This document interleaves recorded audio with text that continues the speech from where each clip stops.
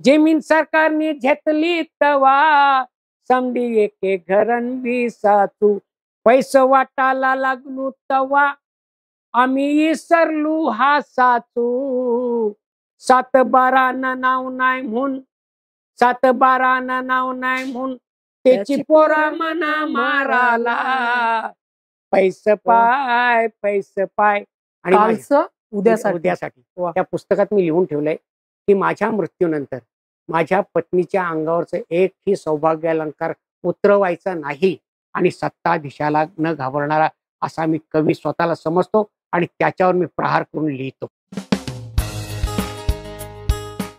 मित्र नमस्कार, मी अजय भुकीर माझ्या युट्यूब चॅनलवरती आपलं सर्वांचं स्वागत करतोय.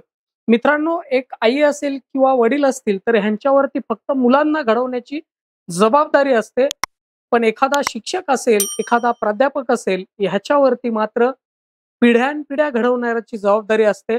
आज आपल्या सोबत आहेत ज्या माणसानं आगरी समाजातील कित्येक प्रथा ज्या अनावश्यक होत्या त्या बंद करण्याचा प्रयत्न केला आणि बंद सुद्धा केल्या.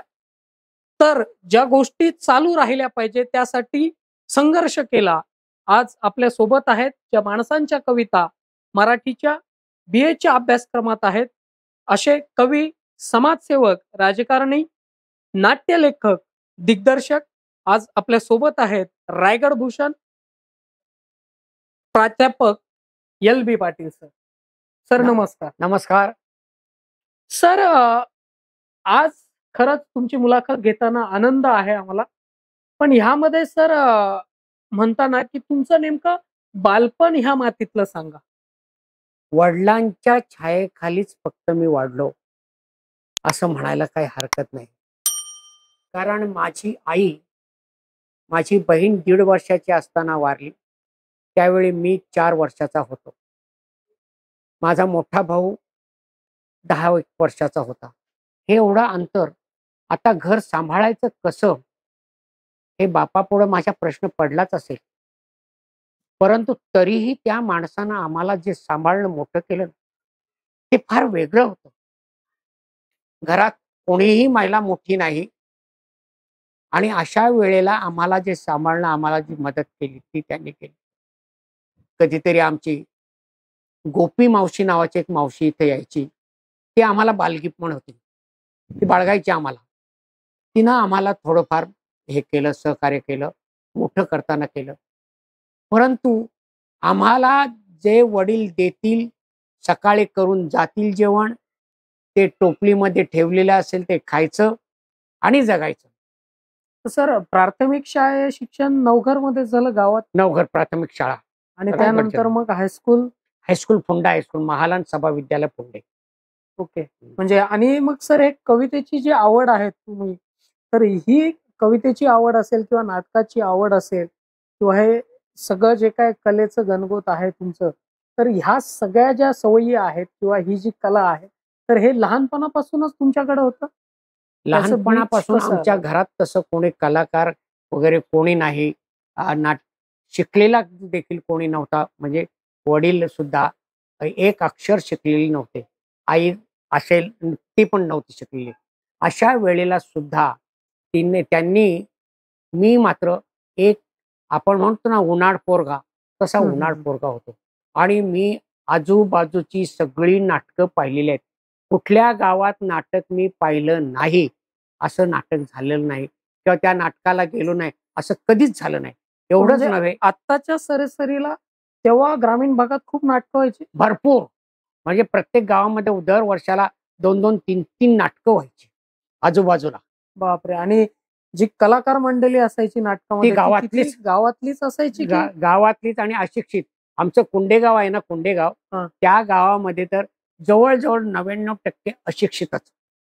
परंतु ते दिग्दर्शक पुस्तक वाचणार आणि त्याच्यावर नाटक करणार, ते 3 अंकी 5 अंकी सुद्धा नाटक त्यांचं व्हायचं.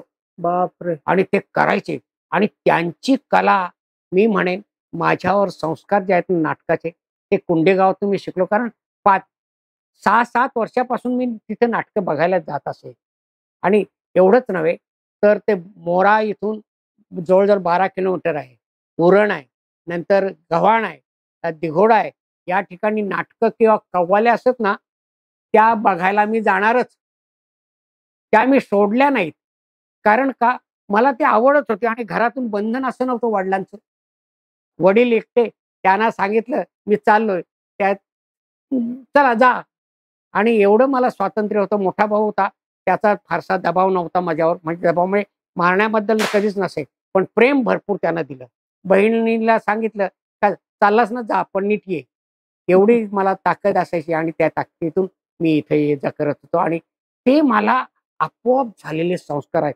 त्याच्यातूनच मी 5वी ला असताना एक नाटुकली म्हणून लिहिली होती. 5वी ला असताना? 5वी ला असताना आणि ती उर्मिलेवर लिहिली होती आणि 4-5 पानांचंच. पण एक वाटायचं उर्मिला हे जीवन कसं आहे? आणि तेवढ्यावरती ऐकलेली कथा, ह्या सगळ्या लोकांच्या कथा वगैरे ऐकायच्या झाल्या ना किंवा मयत झाल्यानंतर माणसं बसायला जातात ना, तिथं गोष्टी सांगायची. त्या गोष्टी सुद्धा ऐकायला मी तयार. म्हणजे अच्छा. हे सगळं जे मला आलंय ना, तो संस्कार म्हणतात ना भाग, तो आलेलाच भाग आहे. मी काय शिकलो, मी किती पुस्तकं वाचली पुस्तकातून शिकलत नाही नाही. सुरुवातीला. मी जर म्हटलं ना, तर आम्ही 10वी पर्यंत जे आजूबाजूलाच काय चाललंय, ह्या सगळ्या गोष्टीतून तुम्ही ह्या गोष्टी शिकला. बास, बास, बास, बास, बास. नाहीतर मी पुस्तक म्हणजे शाळेतून आलो, पुस्तक टाकलं की मैदानात खेळायला. आणि आज माझी पत्नी आहे ना, ती सुद्धा म्हणते की हा माणूस अभ्यास कधी करतो? त्यावेळी ती आमच्या गावात यायची ना, तिच्या घराशेजारीच आमचं घर. तर हा माणूस अभ्यास तरी करतो का? मग त्याला माझी ही सांगणार का नाही, तो काय त्याचं काही नाही, दप्तर टाकला की चला माझी बाई सांगायची. मी बहिणीला बाई म्हणायचो. माझी बाई सांगणार, "तो काय नाही, त्याला काय नाही, अभ्यास-बिभ्यास काय नाही." पण मी वर्गामध्ये पहिला नंबर. अगदी 8वी ला जाईपर्यंत माझा पहिला नंबर. नंतर मात्र माझा नंबर मी 4था, तर म्हणजे 5वा. कसलं भारी आहे. कारण आता जर का आपण पाहिलं तर 1ली-दुसरीत पण नाहीये. त्या विद्यार्थ्यांकडं 2-2, 3-3 किलोची बॅगचं वजन असतं त्यांच्या आणि ते पण पुन्हा तिकडं जाणार, स्कूलमध्ये तर करणार, पुन्हा घरी आल्यावरती अभ्यास करणार, पुन्हा क्लासेसला जाणार. म्हणजे हे कसलं भारी आहे, की बाबा कधीच अभ्यास नाही केला. जे काय असेल ते वर्गात. वर्गात आणि गुरुजी सांगतील तोच माझा अभ्यास. म्हणजे आणि ह्यामध्ये शिकवणीचं पण फार शिकवण्या आमच्या नव्हत्याच.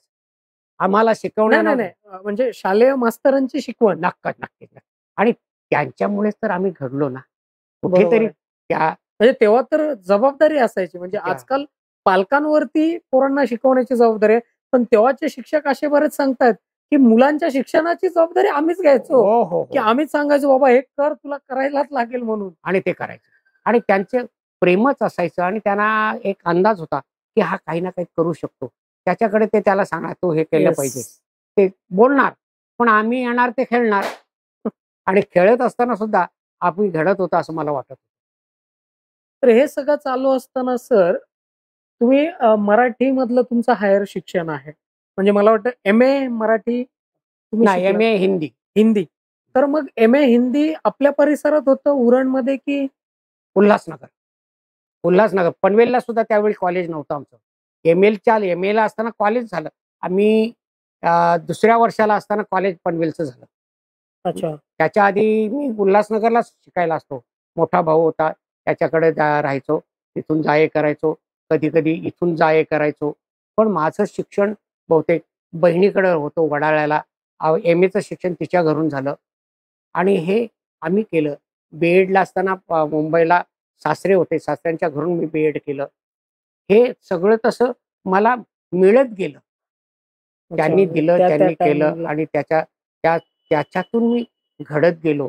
आणि एक होतं, की खास मला नोकरी होती टाइम्स ऑफ टाइम्स इंडियामध्ये. ऑफ इंडियामध्ये. टाइम्स ऑफ हां. इंडियामध्ये मी क्लार्क म्हणून लागलेला होतो. परंतु मला ते आवडत नव्हतं. मला शिक्षक व्हायचं होतं आणि शिक्षक व्हायचं म्हणून मी ते सोडलं आणि नंतर मी ग्रँड्युअल म्हणून इथं कंपनी तिच्यात सुद्धा कामाला होतो. पण नाही मला ते त्याच्यापेक्षा मास्तर कसं होता येईल हे मला बरं वाटायचं. शिक्षक कसं होतं? शिक्षक होता येईल. त्याची मागची कारणं काय? कारण एवढंच, की शिक्षक एक एक प्रतिमा आहे. काही आदर्श आहेत आदर्श. आणि काहीतरी त्यांच्याकडून शिकण्यासारखं आहे. मी जे अनुभवले शिक्षक, ते साधीसुधी माणसं, पण प्रेमाची फार मोठी माणसं होती. हे त्यालाच देता येतं. शिक्षक कसा जरी असला ना, तरी तो फारसं वाईट करत नाही आणि कधी वाईट सांगत नाही. हे मला पहिल्यापासून 1-2% सोडून द्या किंवा एखादा माणूस सोडून द्या, पण शिक्षक एवढी मोठी प्रतिमा आहे की त्याच्या चेहऱ्याकडे पाहिलं ना तरी माणूस शिकू शकतो. आम्ही एकलव्य नाहीत, पण एकलव्याच्या पाठोपाठ जाणारे तरी थोडेफार आहोत ना, एवढं मला वाटतं की त्यांच्याकडून आम्हाला संस्कार आहे. मग हे सगळं करत असताना लेखनाची आवड कशी निर्माण झाली? लेखनाची आवड मी म्हणतो ना, की अगोदर मी नाटुकली तर लिहिले होते. काहीतरी लिहावं असं मला वाटायचं, पण लिहिलं जात नव्हतं. कारण तुम्हाला जर सांगितलं, की लिहिण्यासाठी कागद लागतात, ती कागद सुद्धा पुरेशी आमच्याकडे नव्हती. कारण काय लिहिण्याचं करायचं? आपल्याला येईल तेव्हा येईल. आणि नाटकं करण्याचा भाग म्हणजे मी नाटकं वाचन मात्र भरपूर आणि नाटकं सादरीकरण मोठं, त्याच्यातून आपल्याला लिहिता येईल असं मला वाटलं. आणि कविता करता येतात, तर थोड्याफार कविता कॉलेजला असताना करायचो, त्याच्या आधीही कविता करायचो. पण त्या चुटुकल्या-मुटुकल्या असतात ना, त्या पद्धतीच्या कविता माझ्या असायच्या. मला फार उच्च दर्जाची मोठा कवी आहे असं मी कधीच म्हणत नाही. परंतु आपल्याला काहीतरी लिहिता येतंय. लोकं हसतात किंवा लोकं बोलतात, लोकं बरं वाटते ना, ज्याच्या कानाला जी आवडेल कविता, ती सुंदर कविता असं समजणारा मी माणूस आहे. मला कविता आवडली ना, कानाला बरी वाटली ना, की मला समाधान वाटतं का नाही ही कविता उत्तम आहे. आणि अशातून मी कविता लिहीत गेलो आणि समोरचं दिसतंय ना, त्याच्यावर लिहिलं गेलं पाहिजे. म्हणजे समाजात जी परिस्थिती आहे ती कवितेत आली पाहिजे. मी आजही कवींना नेहमी सांगताना सांगत असतो, की तुम्ही वास्तव सोडू नका. समाजातली जी कोपऱ्यामध्ये रडतेय, विधवा आहे, दुःखी आहे, तिच्यावर हे ती दुःख कविता लिहा. तुमच्या कवितेत आलं पाहिजे. तुमच्या नाहीतर तुम्ही कवी म्हणून काय? तुम्ही फुलांच्या पानांच्या सगळ्या कविता लिहाल. त्याच्यातून तुम्ही फार मोठं देताय असं नाही. ते आमच्या डोळ्याला दिसतंय, सगळं बघतोय आम्ही. पण त्या महिलेची आश्व जर तुम्हाला दाखवता आली ना कवितेतून, तर ती मोठी कविता. कारण तिचं बोलणारं कोण आहे? कोणी नाही. आपण बोलणारे कवी आहेत. म्हणून कवीनं निर्भीडपणे लिहिलं पाहिजे. तिच्यावर कोणी अत्याचार केला, तो बोलता आला पाहिजे. मग तो कोणी अत्याचार करणार कितीही मोठा असो, राजकारणी असो, काय असो, पण वाह! त्याच्यावर तुम्ही प्रहार केलाच पाहिजे. हे माझं ठाम मत आहे. आणि मी कधी घाबरत नाही कोणाला. निरपेक्ष काम असलं मी पाहिजे. कधीच कोणाला घाबरत नाही. कुठला कितीही मोठा राजकारणी आहे, तरी मला त्याचं काही पडलेलं नाही. मी राजकारणात आहे, पण मी राजकारण्यांना कुठल्याही राजकारणाला आणि सत्ताधीशाला न घाबरणारा असा मी कवी स्वतःला समजतो आणि त्याच्यावर मी प्रहार करून लिहितो. सर मग ही वास्तववादी कविता मला तर वाटतं, की बऱ्याच कविता तुमच्या आंदोलनात्मक आहेत. आंदोलनात. म्हणजे विद्रोही कविता आहेत किंवा इथल्या परिस्थितीवरती भाष्य करणाऱ्या कविता आहेत. नक्कीच, मग त्यावरती सेज असेल, प्रदूषण असेल, रस्ते असतील, पाणी असेल, नक्कीच. ह्या सगळ्या प्रश्नांवरती तुमच्या बऱ्याचदा कविता असते. तर हीच कविता मराठीच्या अभ्यासक्रमात येण्याचा हा प्रवास काय होता?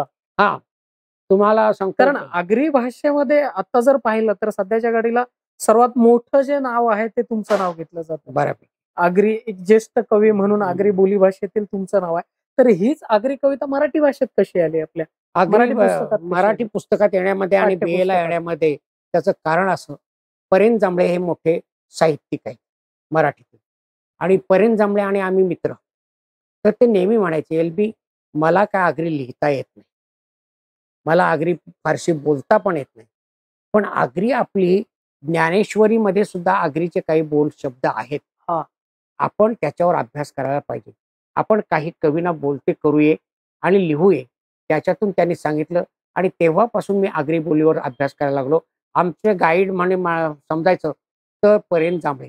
त्यांनी ए. डी. पाटील वगैरे आमच्या मंडळींना त्यांनी जवळ केलं. असे 10-15 कवी झालो आणि आगरी बोलीवर लिहायचं म्हणून लिखाण सुरू झालं. त्याच्यामध्ये वासंती ठाकूर पण आमच्या होत्या. त्यांनी हे सुद्धा लिहिलं. एकनाथ मुंबईकर होते, ते सुद्धा आमच्यात आले. ए. डी. पाटील हे नाव मोठंच आहे, आजही मोठं नाव आहे ते आणि ते लिहितायत. आणि हे सतत लिहित गेल्यामुळे आम्ही काहीतरी लिहितोय. खरं म्हणजे आगरी बोली बोलली जात नव्हती व्यासपीठावर. बापरे! नव्हती जात. 1995 मध्ये सावंतवाडीला हे झालं साहित्य संमेलन, कोकण मराठी साहित्य परिषद. त्यावेळेला मला व्यासपीठावर जागा नव्हती किंवा मला व्यासपीठावर बोलावलं नव्हतं. कारण तेवढा मी मोठा नव्हतोच त्यावेळेला. हं.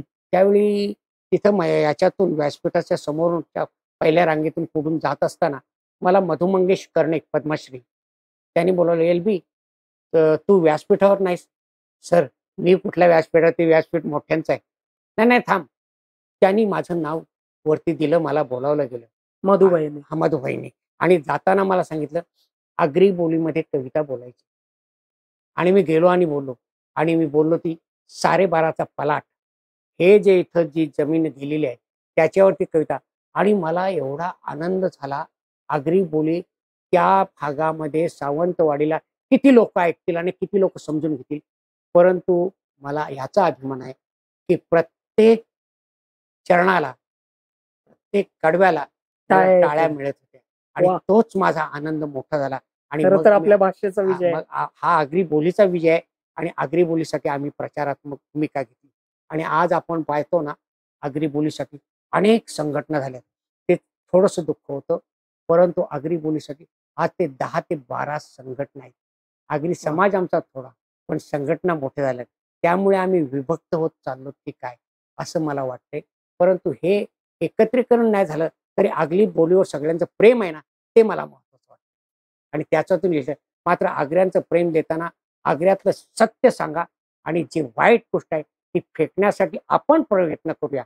आपण घाबरायचं नाही. जे बरोबर. वाईट ते वाईट सांगण्याची लेखकाची, कवीची ताकद असायलाच पाहिजे. आणि ते करताना कुणालाही घाबरायचं नाही. लेखकासारखा बोलणारा, कवीसारखा बोलणारा आज स्पष्ट वक्ता माणूस मिळणार नाही. राजकारणी तुम्हाला स्पष्ट वक्ते नाहीत. ते फक्त व्यासपीठावर बोलतील. अन्यथा ते समाज जीवनामध्ये कधी ज्ञान तुम्हाला देणार नाहीत. समाज जीवनामध्ये खोटे-खोटे चेहरे असतात. लेखकाचा, कवीचा चेहरा कधी फसवा नसतो. वाह! क्या हे बात है! माझं मत आहे. कोणतरी लिहून ठेवलंय, की साहित्यिक हा अर्धा नेता असतो.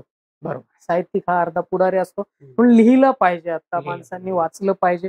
फार गरजेचं आहे. सर ह्या कवितेकडून येताना मला आवर्जून सांगायला आवडेल आणि ऐकायला सुद्धा आवडेल ते असं, की तुमचं पहिलं नाटक आहे हुतात्मा. हुतात्मा. तर ह्या नाटकाचा जन्म कसा झाला? या नाटकाचा जन्म झाला, की 1930 मध्ये चिरनेर जंगल सत्याग्रह मोठा झाला. त्याची ख्याती पण बरं, त्याचं महत्त्व पण मोठं आहे. आणि हे जंगल सत्याग्रह झाला, तर माझी मैत्री ही भेंडकळ गाव आहे. तिथे माझे मित्र एस-डी ठाकूर, किशोर ठाकूर, नंतर दयागण ठाकूर हे माझी मित्रमंडळी. आम्ही ठरवलं नाटक करायचं. तर त्यांचं मत, की "एल-बी तू नाटक लिहिशील." एवढंच त्यांचं मत, "तू लिहिशील नाटक." अच्छा. आणि त्यांनी मला सांगितलं, मी लिहिण्याचा प्रयत्न म्हणजे केला. ह्या सत्याग्रहाच्या परिस्थितीवर वास्तवदर्शी नाटक वास्तवदर्शी नाटक. आणि आणि ह्या नाटकाची भाषा भाषा आगरी. आगरी. म्हणजे आगरी. प्युअर आगरी भाषा. आगरी. आणि त्यावेळेला आगरी बोलीतलं पहिलं नाटक आणि तिकिटावर लावलेलं नाटक. बापरे! म्हणजे तेव्हा तिकीटं लावली होती नाटकासाठी. तिकिटावर. तर जवळ-जवळ तुम्ही मी म्हणेन 79-80च्या दरम्यान ते नाटक असेल. आणि खाली बसायला हे माती, तरी पण तिकिटावर लावलेलं म्हणजे नाटक. मला वाटतं ग्रामीण भागात तेव्हा तिकिटावरती लावलेलं पहिलं नाटक असू पहिलं शकतं. नाटक असेल. पहिलं नाटक नक्कीच ते असेल. ग्रामीणमध्ये. नक्की. कारण ते लावताना आम्ही सगळी तरुण मुलं होतो. म्हणजे जवळ-जवळ आत्ताच कुठे 10वी-11वी झालेल्या असणार.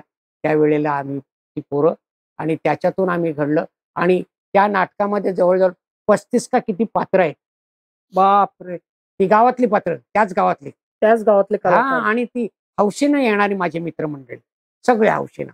कोणी असं कलाकार विकत आणि काय नाही. प्रेमाखातर एवढं आमचं प्रेम होतं एकमेकाचं. आणि ते आजही राहिलंय. नाटक हे जोडणारे आहे. नाटक कधी तोडणार नव्हतं. आणि त्या गावानं, त्या मित्रांनी नाटकांशी ज्यांचा संबंध आला, ते सगळे माझे आजही जवळचे राहिले. देश माझा धर्म, धर्म. सेज, हुतात्मा, चौकटी बाहेरची चौकट ही तुमची गाजलेली नाटकं. तर ह्या सगळ्या नाटकांबद्दल तुम्हाला काय वाटतं, की तुम्ही काय सांगाल? मी इथून ही बाकीची नाटकं सुद्धा वास्तवदर्शी आहेत. समाजातील परिस्थिती मांडणारी. राज्य स्पर्धेला इथून नाटकं जात नव्हती. फक्त एक मोरा ग्रँडवेल इथून कधीतरी नाटक जात होतं. आपण राज्य स्पर्धेला का जाऊ नये? असं मला वाटायचं. मग माझे मित्र चांगले कलाकार आहेत, मला जाणवत होतं की नाही आहेत. मग आमच्या इथला चसकारचा अशोक पाटील, राजेश कोळी, राजेंद्र गुरुजी, नंतर आमचा नाशिकेत म्हात्रे, नंतर HD ठाकूर, नंतर किशोर ठाकूर, ही मंडळी नाटकात काम करण्यासाठी, नरेश ठाकूर, ही मंडळी नाटकात कलाकार शोभणारी आहेत आणि हे नाटक आपलं उभं करू शकतात. आतिश पाटील आत्ताचा निवेदक आहे तो. ही मंडळी माझ्या जवळ यायची, मी त्यांना जवळ बोलवायचो आणि आम्ही नाटकं बसवायला लागलो ना, त्यावेळी आपण राज्य स्पर्धेला जायचो आणि मग ही सगळी नाटकं, मग आमचं आगरी बोलीतलं नाटक सुद्धा आम्ही धाडसानं राज्य स्पर्धेला सादर केलेली आहेत. केलं की नाही आपल्या बोलीला आपल्या काय. भाषेत.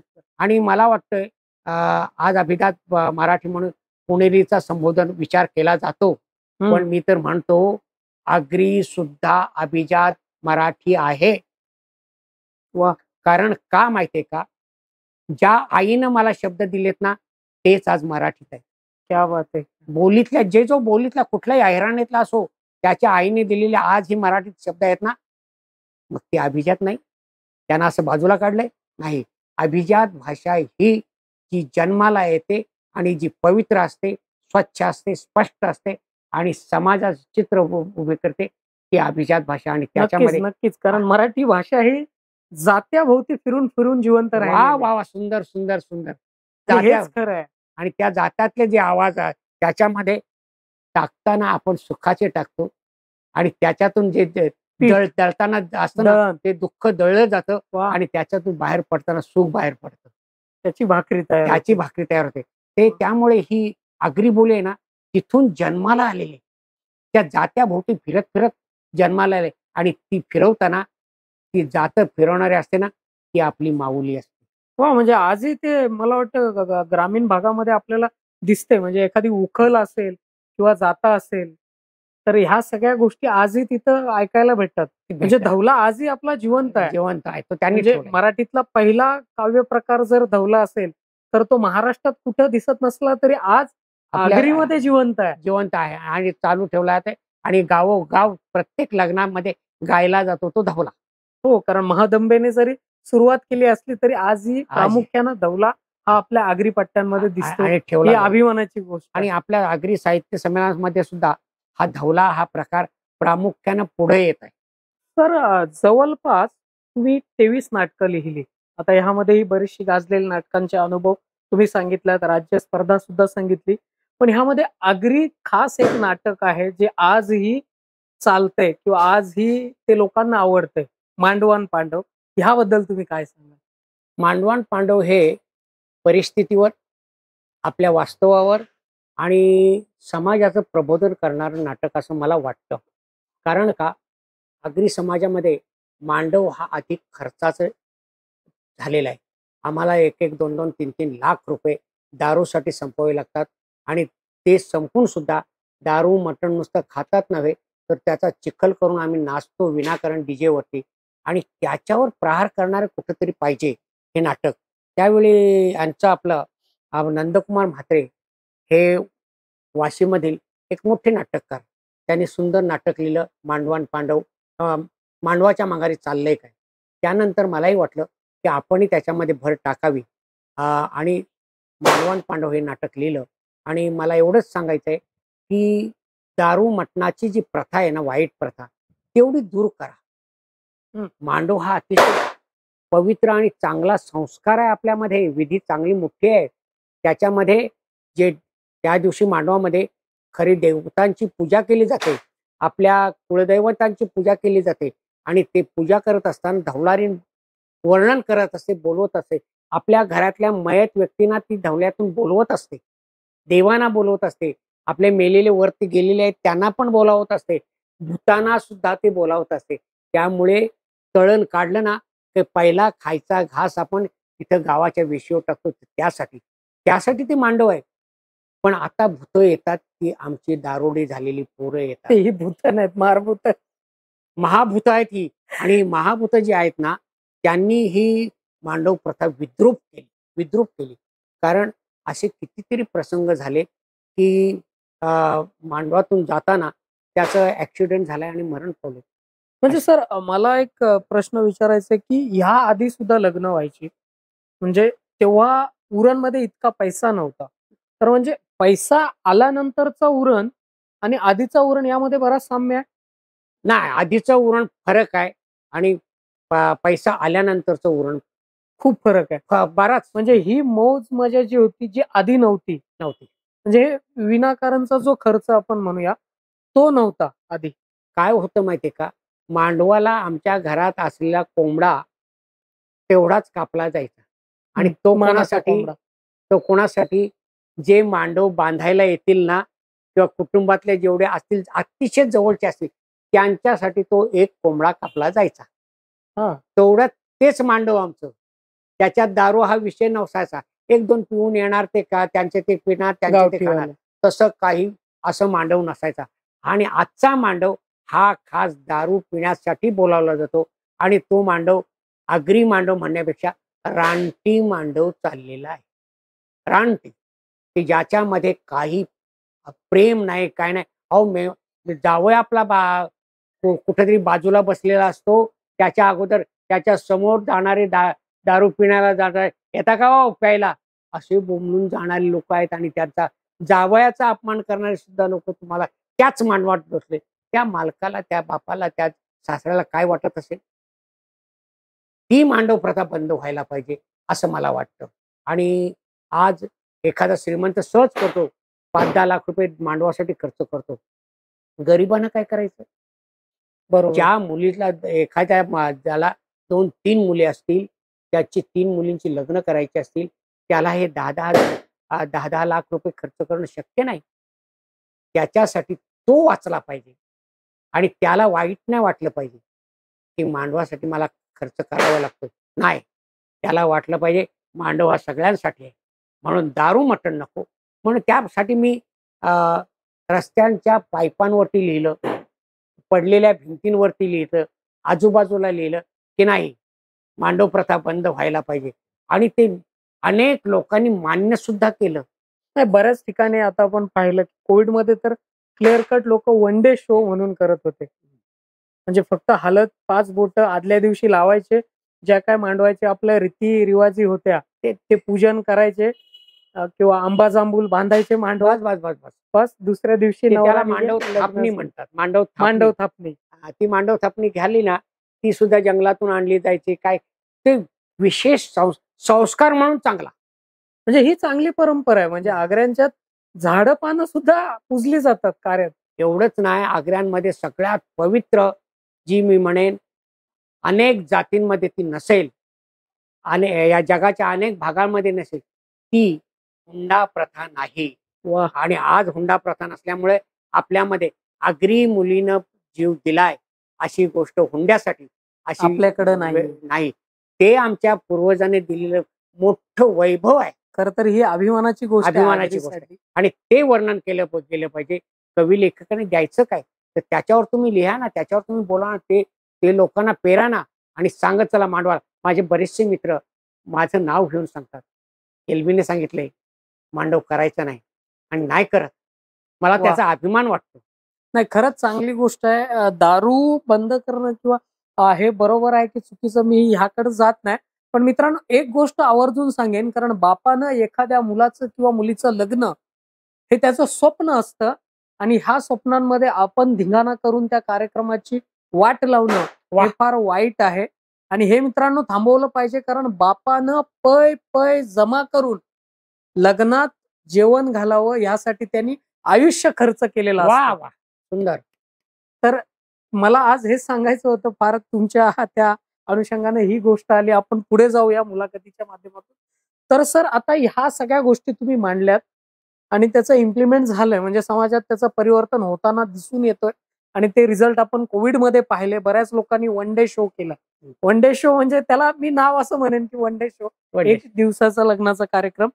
तर असं नाही की केलं नाही पाहिजे, चूल सुद्धा मारला पाहिजे, हळद सुद्धा लावली गेली लावली पाहिजे. गेली पाहिजे. पण हा जो अवांतर जो खर्च आहे, त्या खर्चात तुमच्या बऱ्याचशा गोष्टी तुम्हाला विधी करा. विधी पवित्र आहे त्या विधी करा. करा. पण हा बराचसा खर्च टाळण्या येण्यासारखा आहे. तो आपण टाळण्याचा प्रयत्न केला पाहिजे. तर सर, ह्या सोबतच तुमच्या आवडीचं एखादं नाटक, जसं की तुम्हाला नेहमी सांगता की तुकोबाची जिजा. तर ह्या मला- नाटकाच्या संदर्भात अनुभव काय सांगा? मला तुकोबा ह्या व्यक्तिमत्वावर फार मी श्रद्धाळू आहे.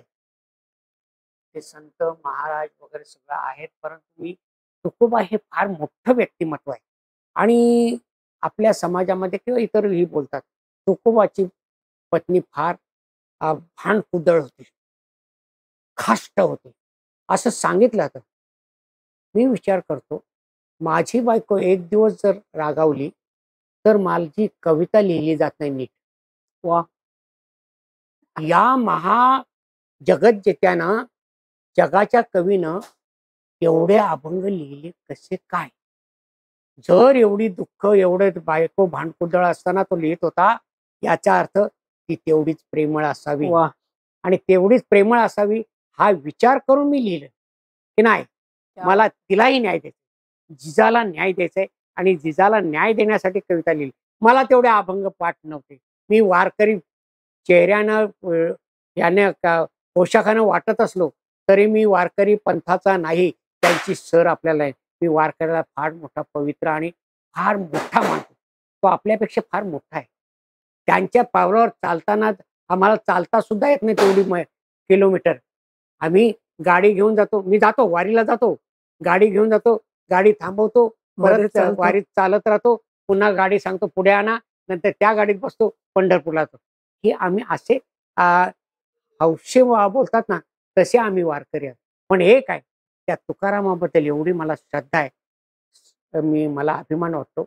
मी ज्यावेळी लिहायचो ना, त्यावेळी त्यांची वाक्य लिहिताना बऱ्याच वेळा मी रडायचो की माझ्याकडून काहीतरी चांगलं लिहिलं जातंय, आणि चांगलं जे लिहिलं जातंय हे मला बरं वाटायचं.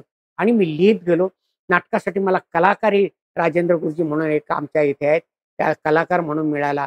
आणि नंतर आमचे अशोक पाटील नावाचे कवी मिळाले, राजेश मिळाले. आणि ह्या कवींनी, कलाकारांनी मला ते नाटक उंचावर नेण्यासाठी मदत केली. आणि तुकोबाचं मला एक अंग दाखवता आलं, कणाच्या रूपातच असेल, पण ते दाखवता आलं, याचं मला बरं वाटतं की मी काहीतरी तुकोबावर लिहू शकलो. आणि त्याचं फळ असं मिळालं की ज्यावेळी मला अखिल भारतीय मराठी साहित्य संस्कृती मंडळाचं लेखनाचं पारितोषिक मिळालं, त्यावेळी मी धन्य झालो.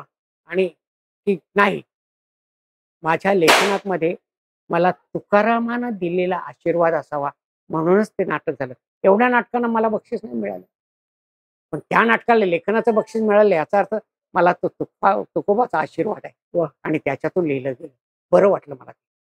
सर, आता आपण नाटकांकडून आलो, कविता झाल्या, नाटक झाल्या. आता आपण थोडस लोकांसाठी जी तुम्ही आंदोलनं उभारली ऍज अ सामाजिक कार्यकर्ता म्हणून, ते म्हणजे तुमचा शिक्षकी पेशा असताना सुद्धा, हे सगळं काम चालू असताना तुम्ही जो समाजकारणाचा जो पायंडा, एक वेगळा पायंडा आहे तुमचा, आणि ते एक वेगळं व्यक्तिमत्व म्हणायला लागेल, तर तो शेतकऱ्यांसाठी जो आंदोलन तुम्ही केला होता, त्या संदर्भात काय सांगाल? 1984ला शेतकरी आंदोलन उभं राहिलं. आणि त्यावेळेला त्या भागातील सगळे शेतकरी पेटून उठले. कामाला शेतं द्यायची नाही. जमीन बचाव संघटना सुरू झाली आणि त्या संघटनेनं उठाव केला. आणि ते 1984ला एक बैठक झाली कुठे, जासईला. आपण याच्यात सहभागी व्हायचं म्हणून मी सहभागी झालो, एक कार्यकर्ता म्हणून झालो. अनेक माझ्यासारखे सगळेच तरुण उभे राहिले. पण मला तिथे कविता बोलण्याची संधी मिळाली. ती कविता मी तिथे गायली. आणि त्या कवितेतून मला एक वाटलं की नाही, याच्यामध्ये आता मी उतरलो आहे.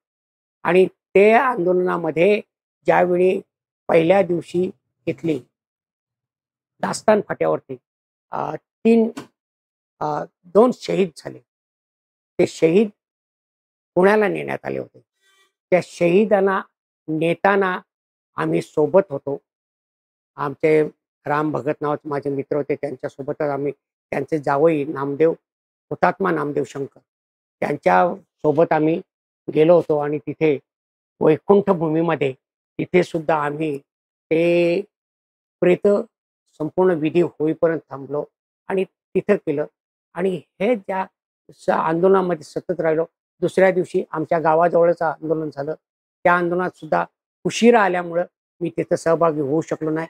कारण ते दुसऱ्या दिवशी सकाळी होतं. आम्ही दुसऱ्या दिवशी दुपारी 3 वाजता आलो. नंतर ते त्यांचं दळीत झालं. पण त्यांच्या सगळ्या कार्यक्रमामध्ये सहभागामध्ये जिथं-जिथं त्यांच्याबद्दल बोलायचंय तिथं बोलण्यासाठी गेलो आणि हुतात्म्यांच्यासाठी किंवा या शेतकऱ्यांसाठी मी त्यामध्ये सहभागी राहिलो. तोच मला आनंद आहे, की नाही आपण चळवळीमध्ये राहिलो. कोणाच्या नेतृत्वापेक्षा आपलं एक स्वतःचं शेतकरी म्हणून नेतृत्व जे लोकांनी दिलंय, त्या नेतृत्वाखाली आपण चालायचं आणि ती लढाई आपण चालू ठेवली. आता ही शेतकऱ्यांची शेतीसाठीची लढाई झाली. त्यानंतर पाण्यासाठी तुम्ही हंडा आंदोलन केलं होतं. नक्कीच. खोपटे गाव आपण खोपटा भाग बोलतो त्याला. पण ते 7 गावांचं गाव आहे. प्रत्येक गावामध्ये मोठी म्हणजे तेव्हा काहीतरी नारू या आजाराची साथ आली हो, होती. नक्कीच, नक्कीच. नारू 7 साथ नाही. त्यावेळीच नाही. तर तिथं वर्षभर नारू होत होते अच्छा. आणि कित्येक वर्षापर्यंत 10-15 वर्ष तर नक्कीच असतील. नारू व्हायचेच आणि ते आजूबाजूला सुद्धा पसरत होतं. ते नारू होण्याचं कारण का? त्यांचं एक तळ्यामधले दूषित पाणी आणि तेच प्यायचं. तेच उकळून वगैरे प्यायलं तर पाणी प्यायलं जायचं. अन्यथा पागोळीचं पडणारं पाणी ते त्यांचं पिण्याचं पाणी. कारण विहीर जर म्हटली तर 3 किलोमीटर अंतरावर कोपरोली गावात तिथे विहीर. तिथून आणायला जावं लागत, काही पिरकोनला जावं लागत. तेव्हाच त्यांना पाणी मिळायचं, अन्यथा पाणी नाही. मग आता हे असं आहे आणि नारू तर होतात. मग आपण करायचं काय? कवीने करायचं काय? म्हणून माझ्या मनात एक कल्पना आली, आपल्याला काय करता येईल का? चला जागर तर करूया. लोकांचा उठाव तर करूया. आणि मी उठाव करण्यासाठी तिथल्या व्यक्तींशी बोललो. त्यावेळचे कवी आमचे धनंजय पाटील, व्यंकटेश म्हात्रे, प्राचार्य व्यंकटेश म्हात्रे ही मंडळी होती. डी म्हात्रे ही मंडळींच्या बोललो, की आपल्याला कवी संमेलन घ्यायचं आहे आणि आम्ही तिथले कवींना घेऊन त्या गावचे शाहीर मोरेश्वर म्हात्रे ते माझ्यासोबत, नंतर धनंजय पाटील कवी ते सोबत, असे 3-4 त्या गावातले आणि मी भागातली जी कवी आहेत त्यांना बोलवलं. त्याच्यामध्ये ए.डी. पाटील होते, वासंती ठाकूर होत्या, नंतर आमचा तुकाराम शिंदे होते, वसंत राऊत होता, चंद्रकांत मडवी होते. हे मंडळी आम्ही त्या गावामध्ये दर दिवशी 7 दिवस सतत 7 दिवस संध्याकाळी रात्रीच्या वेळी तिथं जायचो आणि कवी संमेलन घ्यायचं. त्याचा परिणाम आम्ही तर फार मोठे कवी नव्हतोच. परंतु असं व्हायचं, की काहीतरी लोकं बोलायला पाण्याबद्दल बोलायला येतात म्हणून लोकं तिथं जमायची, स्त्रिया वगैरे जमायच्या आणि मोठी गर्दी व्हायला लागली. 7 दिवसामध्ये अशी गर्दी झाली आणि 8व्या दिवशी मी मुद्दाम आमदार यांना बोलवायचं. त्यावेळचे आमदार विवेक पाटील होते आणि आमदार विवेकांच्या पाटलांच्या समोर त्यांची मतभिन्नता होती. त्यांना वाटलं, की आता ह्यांनी एलबींनी मुद्दाम हे माझ्यासाठी माझ्या विरोधात लिहायचं आहे. पण ते आले आणि मला बोलले पण, "एलबी हे कशासाठी काढलंय?" "तर पाण्यासाठी." "नाही, नाही मला वाटतं की तुझा कुठला तरी डाव आहे."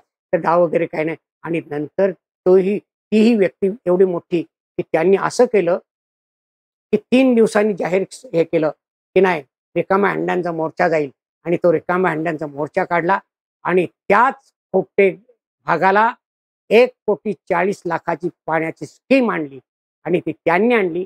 मोठा कार्यक्रम झाला आणि सत्कार मात्र माझा केला आणि तो मला अभिमान आहे, की तो सत्कार माझा एकट्या कवीचा जरी वाटत असला, तरी कोकण मराठी साहित्य परिषद, मधु मंगेश कर्णिक आणि आमचा सगळ्या कवींचा तो सत्कार झाला आणि तो सत्कारातून कवी पाणी आणू शकतात. हे आमची वाह! कोकण मराठी साहित्य परिषद सगळ्या जाहीर सभेमध्ये येते. कवी काय करू शकतो? तर कोकण मराठी साहित्यातर्फे कवी सुद्धा पाणी गावांना देऊ शकतात. हा त्याच्यातून एक संदेश दिला गेला आणि तो मोठा संदेश आम्हाला वाटतो आणि ते आम्ही कविता केल्या. सेजमध्ये सेज झालं. सेज आलं. 46 गावची जमीन जाणार. त्याच्यामध्ये पेंडचे आले, उरणचे आले आणि पनवेलचं एक गाव.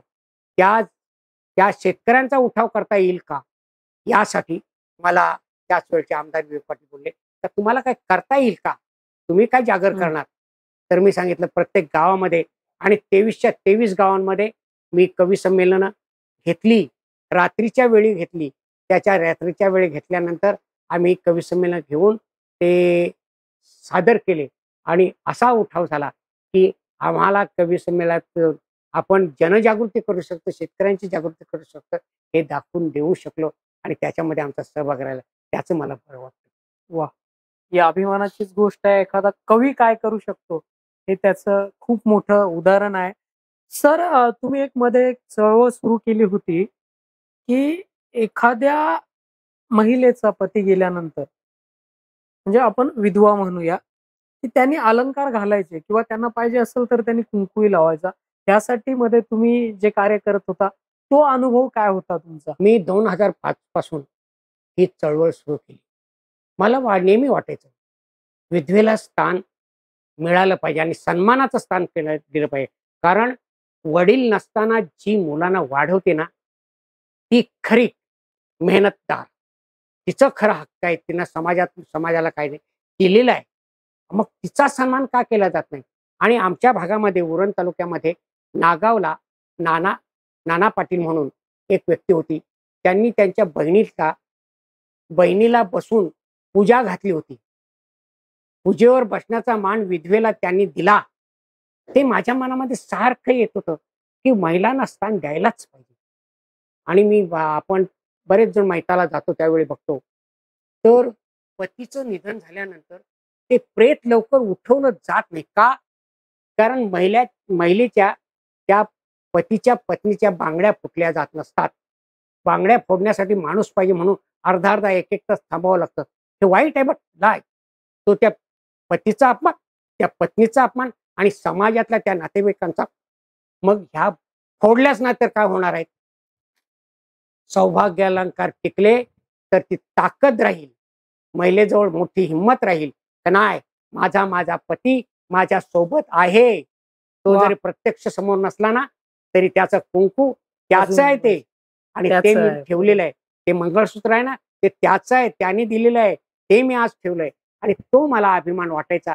आणि मग मी ठरवलं, की हे सौभाग्याला उतरू नये.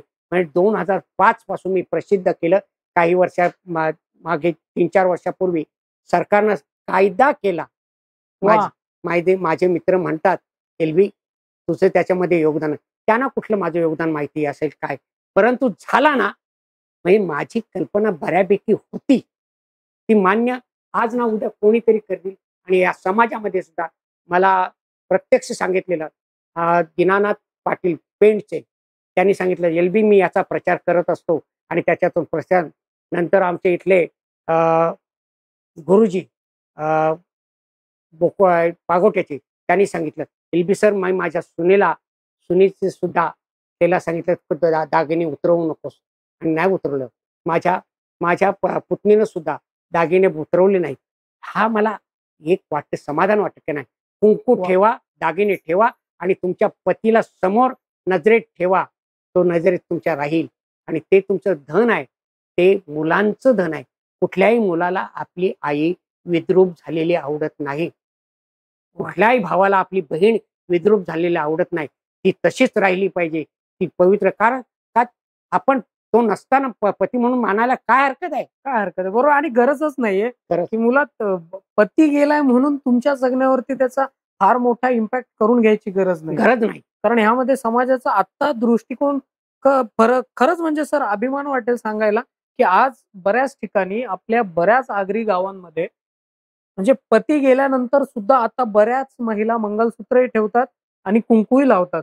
सर हे तुमच्या कामाची खरं तर पोचपावती आहे आणि माझ्या यासारखं मोठं बक्षीस हे असेल असं मला वाटत नाही.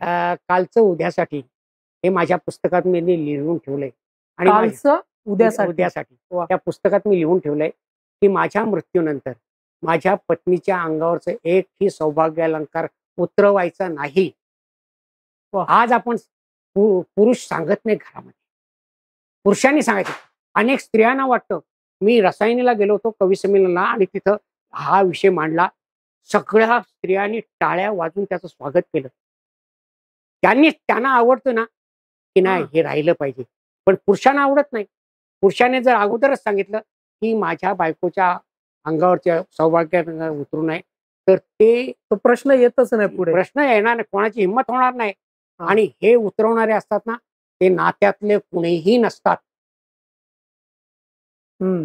दागिने उतरवणारे नात्यातलं कुणी नसतात. इतर बाहेरचे असतात. मग त्यांना तो अधिकार का? बरोबर. त्यांना तो अधिकार का?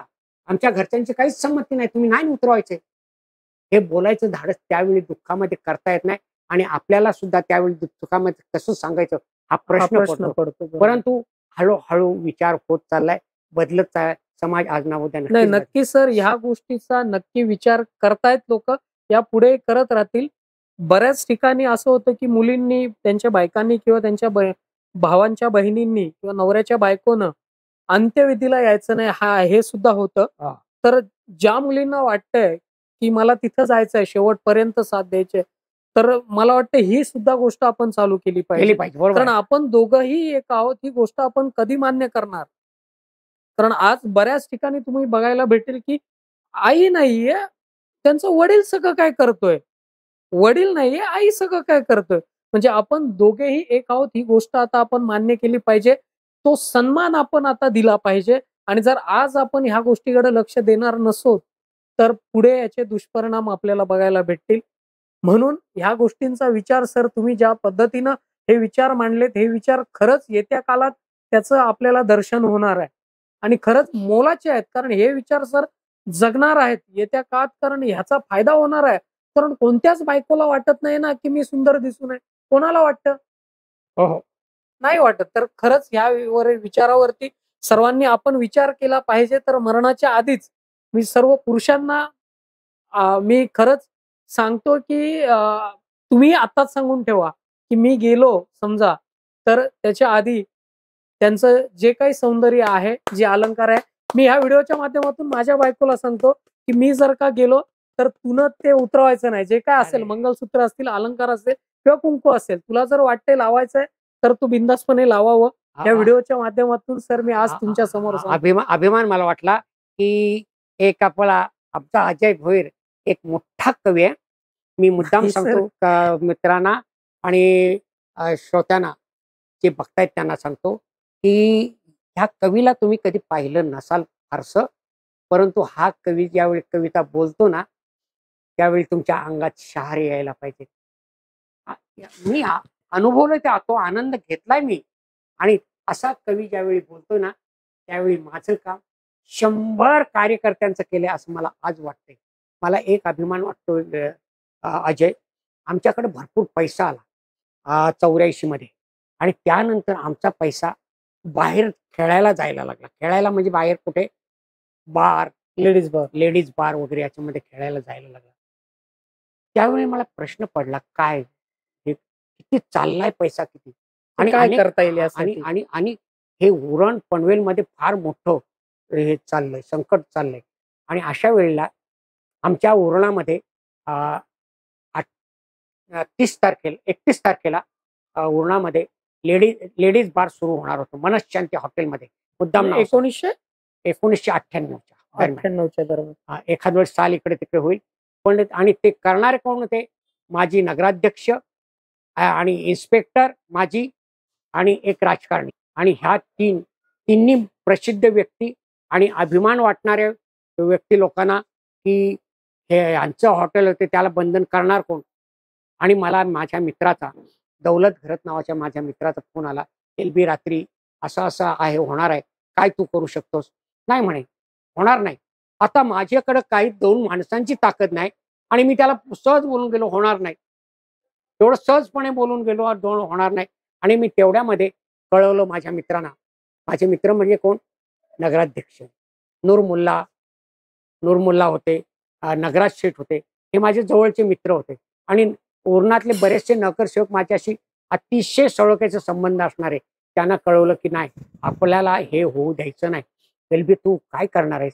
माझे कवी मित्र आणि माझे काही लोक, आम्ही तिथं काहीतरी गोंधळ करणार आणि बसणार. आम्ही पण येऊ. मी गेल्यानंतर 3 वाजता दुसऱ्या दिवशी गेल्यानंतर तिथं असं काही जमाव झाला की युवक वगैरे महिला वगैरे आल्या. विभावरी पाडगावकर म्हणून त्यावेळी एक महिला सामाजिक कार्यकर्ती काँग्रेस पक्षाची, पण त्या देखील आल्या आणि त्याच्यामध्ये हॉलमध्ये अनेक महिला पण बसल्या. आणि त्यांनी ठरवलं की नाही, घोषणा झाल्या, सगळं झालं. 2 तास चालल्यानंतर तिथे त्यांचा मोठा भाऊ स्वातंत्र्य सैनिक रामनाथ गायकवाड हे तिथं आले. त्यांनी ऐकलं, आमची समस्या ऐकली आणि त्यांनी म्हटलं की नाही, हे तुमचं योग्य आहे. पूर्णामध्ये लेडीज बार होता कामा नये. त्यांनी भावाला वगैरे सांगितलं असेल. आणि लेडीज बार त्यावेळी बंद केलं. अभिमान वा. तर वाटलाच, पण त्या स्वातंत्र्य सैनिकाचा मला इतका अभिमान वाटला की नाही, स्वातंत्र्य सैनिक असावा तर असा. आणि तेव्हापासून आजपर्यंत किती जरी पैसा आला, आणि मला वाटतंय मी जिवंत असेपर्यंत तरी पूर्णामध्ये लेडीज बार होऊ शकत नाही, कारण मी तिथे आडवा पडणारच आहे. त्यामुळे लेडीज बार उरणला शक्य नाही, आणि तो मला आज अभिमान वाटतोय. आणि उरणातले कार्यकर्ते, पूर्णामध्ये अजून संस्कृती जगवणारे असंख्य लोक आहेत, आणि ते ते त्यांच्या पद्धतीने लढतील, परंतु उरणात लेडीज बार होणार नाही. आज मला शाश्वत वाटत आहे. बरं वाटलं. वा. म्हणजे एक कवी काय काय करू शकतो तुम्ही बघा. म्हणजे नाटकांच्या बाबतीत सुद्धा नाटक लिहिताना समाजाची परिस्थिती आणि त्यामध्ये परिवर्तन कसं करता येईल यासाठी प्रयत्न करतो. पुस्तकांच्या माध्यमातून परिवर्तन करण्याचा प्रयत्न करतो. कवितेच्या माध्यमातून परिवर्तन आणण्याचा प्रयत्न करतो. म्हणजे ह्या सगळ्या साहित्य प्रकारातून जे मी मगाशी म्हटलं होतं, की साहित्यिक हा अर्धा नेता असतो. तर हे वाक्य आज मी थोडंसं बदल करतो, की साहित्यिक हा पूर्ण नेता असतो.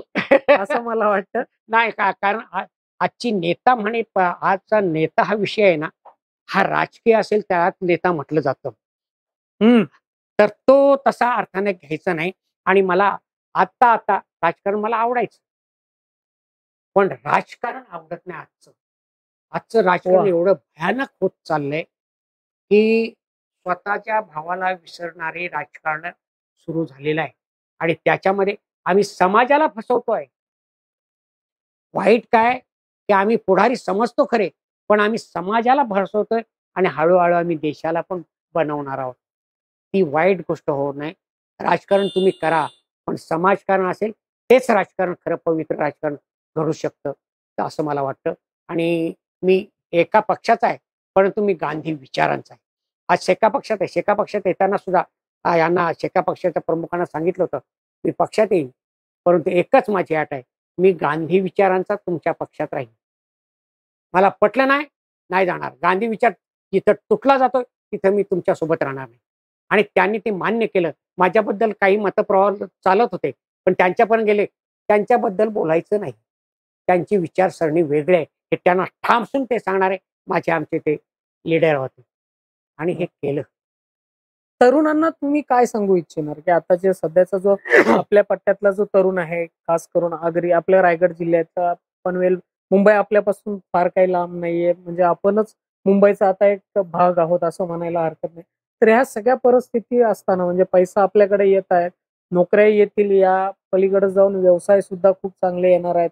महाविद्यालयांची संख्या आता वाढायला लागली आहे, चांगली मुलं शिकायला लागली आहेत. तर ह्या सगळ्या गोष्टी असताना तुम्ही तरुणांना काय उपदेश द्याल? मला तरुणांना संदेश देताना मी म्हणेन, की आज फसवणारा समाज आणि परिस्थिती जन्माला आलेली आहे. त्याच्यातून तुम्हाला वाचायचं आहे.